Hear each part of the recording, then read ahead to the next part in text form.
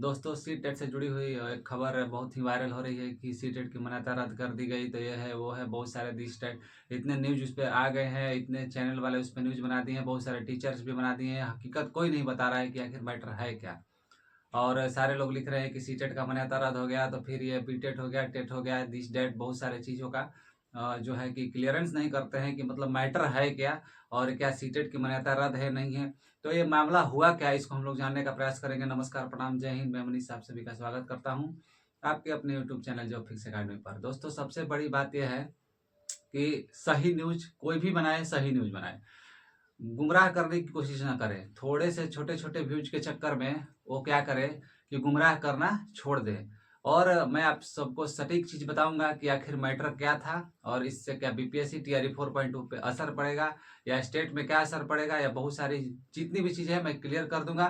तो चैनल को सब्सक्राइब जरूर कर ले, क्योंकि आप सभी को इस तरह की सही न्यूज मिलती रहे और आप सभी बैड न्यूज से बचे। दोस्तों, मामला क्या है, देखिए मामला आप सभी को मैं क्लियरेंस करना चाहता हूँ कि ये सीटेट वर्सेस टेट आप लोग बोल रहे हैं ना, ये सीटेट वर्सेस टेट तो नहीं, पहले जेटेट हुआ। ठीक है, जेटेट हुआ, ये जेटेट का मामला था। सबसे पहली बात कि जेटेट का मामला था। अब देखिए, ये जेटेट का विषय इसलिए था कि आप सभी को पता है कि पूरा मामला ये था कि सहायक आचार्य का जो भर्ती है ये आपको निकला हुआ था झारखंड में। तो जब सहायक आचार्य का भर्ती झारखंड में निकला हुआ था, तो आपको 2016 के बाद से वहां पे जेटेट की परीक्षा नहीं हुई है। इस तरह के आंकड़े हैं कि 2016 के बाद से जेटेट की परीक्षा नहीं हुई है। तो जब सहायक आचार्य की भर्ती आई तो उसमें आपको जेटेट और सीटेट को, जो वहां के हाई कोर्ट है, वो मान्यता दे दिया। कि कहने का मतलब है कि जब इतने साल, 8 साल 7 साल से अगर कोई वैकेंसी कोई भी एग्जाम ना हुआ हो, तो आपका जायज सा चीज है कि जिनका हुआ होगा लगभग लगभग लोगों का एज खत्म हो गया होगा। तो उस दौर में आपका सीटेट है, जो कि आपका सेंट्रल टीचर एलिजिबिलिटी टेस्ट होता है, तो ये आपका जो है इसको मान्यता दे दिया वहां के हाई कोर्ट ने। तो जब वहां के हाई कोर्ट ने इसको मान्यता दे दिया, उसमें बोला कि सीटेट और जेटेट दोनों को हम वैलिड मानते हैं। तो दोनों को वैलिड मान के उसके बाद उनका जो है क्लियरेंस हो गया।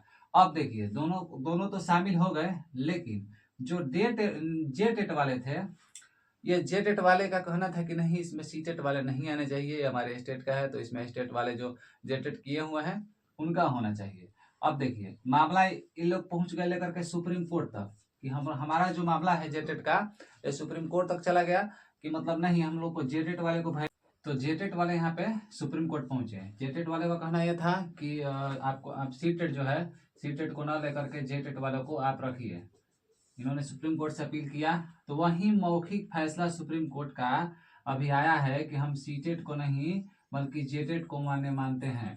उन्होंने मौखिक तौर पे अभी कहा है, यह फैसला किया है कि हम सीटेट जो है, सीटेट को नहीं मानते हैं। झारखंड वाले जो इस एग्जाम जो हुआ था सहायक आचार्य का, इस आचार्य ये वाला जो पोस्ट है, इसके लिए ये जो फॉर्म फिलअप हुआ था, इसके लिए बोल रहे हैं कि हम इसके लिए नहीं मानते हैं, इसको लिए हम सीटेट को नहीं बल्कि जेटेट को मानते हैं। ठीक है, ऑफिशियल नोटिस का भी इंतजार है कि ऑफिशियल नोटिस आ जाने की पूरी संभावना है।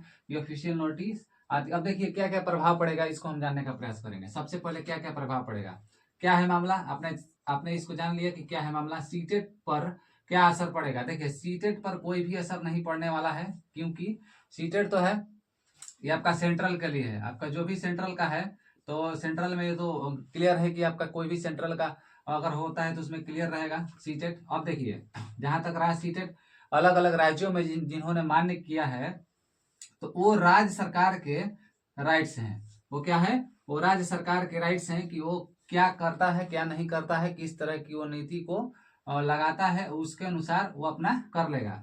अब बीपीएससी 4.0 पर क्या असर पड़ेगा, इसका सबसे बड़ी बात है बीपीएससी 4.0। तो बीपीएससी 4.0 पर कोई असर इसका नहीं पड़ने वाला है। मैं क्लियरली बता दूंगा कि कोई भी असर बीपीएससी 4.0 पे नहीं पड़ेगा। इसलिए नहीं पड़ेगा कि बीपीएससी 1 आपका टीआरई 1 हो गया, टीआरई 2 हो गया और टीआरई 3 हो गया। 1 2 3 तीनों में आपका कोई भी किसी प्रकार का कोई जो है बीटेट हो गया या इसके अलावा कोई भी चीज को इन्होंने किसी भी तरह की कोई मान्यता नहीं दी है। तो सीटेट यहाँ पे वैलिड था, तो सीटेट वैलिड रहेगा। तो जितने भी बीपीएससी टीआरई 4.0 की तैयारी कर रहे हैं उनके लिए कुछ किसी प्रकार की कोई प्रॉब्लम्स नहीं है। अब देखिए बिहार में क्या होगा, बिहार में सबसे बड़ी बात है, बिहार में इसलिए प्रॉब्लम नहीं होगी, आप सभी को पता है कि टीआरई 1, टीआरई 2 और टीआरई 3 तीनों का जो एग्जामिनेशन हुआ, तीनों का जो बेस्ड था वो सारा सीटेट के ऊपर था, किसी भी तरह की कोई प्रॉब्लम नहीं हुई।